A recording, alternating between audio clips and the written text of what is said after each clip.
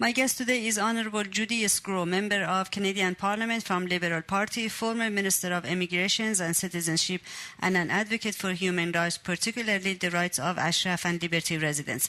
I had the honour of speaking to Judy Sgro on December 14 about the fate of hundreds of Liberty residents on hunger strike in Iraq and the role Canada could play to save the lives of 7 Ashraf hostages. Hello, Honourable Judy Sgro, and thank you very much for agreeing to do this interview. Welcome to Radio Irava. Thank you very much. It's great to have an opportunity to say hello to all of your listeners at this difficult time. Right. Madam Sgro, as you know, on September 1st, the Iraqi forces raided unarmed residents of Camp Ashraf, killed 52 and took 7 people, including 6 women and 1 man hostage. My question is why September 1st attack on Camp Ashraf is so significant when we have witnessed far worse atrocities on other refugees in recent years, such as Syrians? Well, any attack on innocent refugees and civilians is unacceptable. Unfortunately, the terrible massacre of 52 innocent people is a very sad thing for everybody, and I think more Canadians need to understand the issue and why the people were there, and the lack of knowledge around the world on some of these issues is a very sad thing to happen. Madam Sgro, do you think this attack was preventable? I would like to think it would have been preventable had there been more security, more protection. The U.S. government committed to ensuring the safety of the residents of Camp Ashraf, and I think has let them down. In your opinion, what U.S. could have done differently to handle this issue better, and what can they do right now? I think they should have been having more military protection there, and I think their voices to the Iraqi government and to others that they were going to be there to protect the residents. And clearly, in talking to other people, I have been told that everyone knew that they were very much in danger there, and that at any given time anything could happen to them. So I would hope that the U.S. government is trying to free the hostages as we speak, based on kind of the comments that I'm hearing around. But there is a silence, Madam Sgro, surrounding Mr. Obama. Why do you think he keeps his silence, and what can we do to break this silence? Knowing how President Obama has commented earlier, and the amount of senators and congressmen that have joined us together in Paris at the annual conference, and the commitment that the U.S. had, I can only suggest that sometimes negotiations are ongoing, and he would not want to jeopardize that by making any kind of comments that would jeopardize the well-being of the hostages or the remaining people at Camp Ashraf. Right. Madam Sgro, I watched the hearing at the U.S. Congress on Tuesday where John Kerry, Secretary of State, was asked if Ashraf hostages were in Iran or Iraq. He replied, shockingly, this is a classified information. My question is, can we interpret this situation regarding the stand the U.S. is taking against the Iranian resistance as getting closer to the Iranian regime? Well, I would hope that that's not necessarily the case.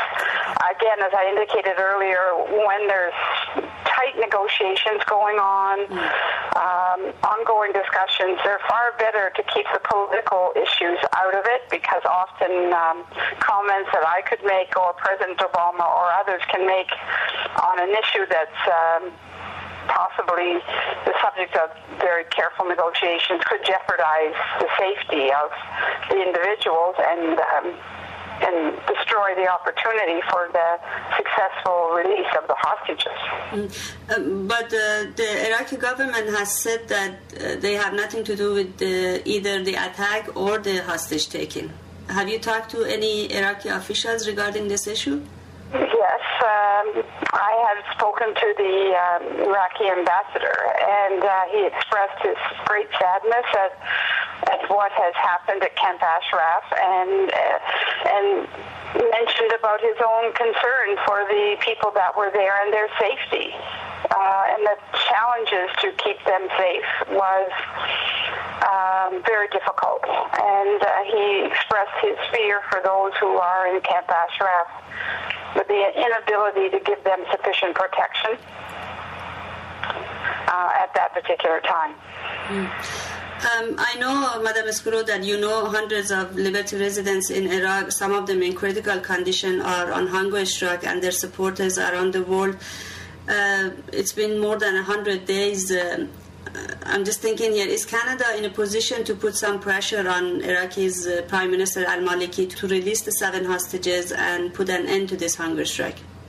Well, they certainly are, and it was my understanding some months ago when the issue was raised, Minister Bader did raise the issue. I certainly know Erwin Cotler, our wonderful MP from Montreal, has raised the issue of Camp Ashraf. We've raised it in the House of Commons, and actually we have a motion before the Subcommittee on Human Rights that I tried to introduce just 2 days before the House closed, to look into the issues around the Camp Ashraf September 1st massacre. Unfortunately, the government chair refused to allow me to introduce the motion, so I have now tabled it for when the House resumes the 1st of February, asking for that study to be done on the September 1st incident. So I'm hoping that we can put a bit of profile on the issue, and maybe if we're, God willing, maybe the September 1st issue and also the 7 hostages by that time may have been released in a safe way. Could Canada play a role, Madam Sgro, to bring some of these protected persons under the 4th Geneva Convention to Canada? Is that an option for us? Of course it is, and it's also, I believe, more than an option, it's an obligation. Many of the countries have opened their doors for some of the individuals, but Canada has yet to do that, and Canada is fully aware of the challenges facing the people in Camp Ashraf every single day, and how they are in a very, very dangerous spot, and they need to be finding a country that will take them, and Canada has a role to play there. They're well aware of the issues, and unfortunately, I'm an opposition member, not a government member, nor am I the Minister of Immigration, which I would love to be, to have that opportunity to do what's necessary to bring some of the Camp Ashraf people to Canada. What can our listeners do, Madam Sgro, in order to put more pressure on Canada to take this step? They must continue to make phone calls to the Prime Minister's office, to the Minister's office, asking for them to open the doors, Canada's doors, for some of the people to get out of Camp Ashraf. Madam Sgro, I'm told that the hunger strikers at Camp Liberty listen to this broadcast. Would you like to say a few words to them? And let me say this on behalf of the Liberal Party of Canada, that we have not forgotten you. We know that you're in danger every single day. We will do the best to be your voice that we can in Canada. I have made sure that our leader, Justin Trudeau, is also versed on the issues. And I would hope that someday we're able to welcome people from Camp Ashraf into Canada. So have a very safe, happy holiday season. Thank you very much, Madam Sgro, for your time. It was a pleasure talking to you. I wish you a Merry Christmas and also a prosperous New Year ahead. And thank you for all your restless efforts to defend the rights of Ashraf and Liberty residents. Have a great day. Thank you very much. God bless you and all the work that you're doing as well. Bye-bye.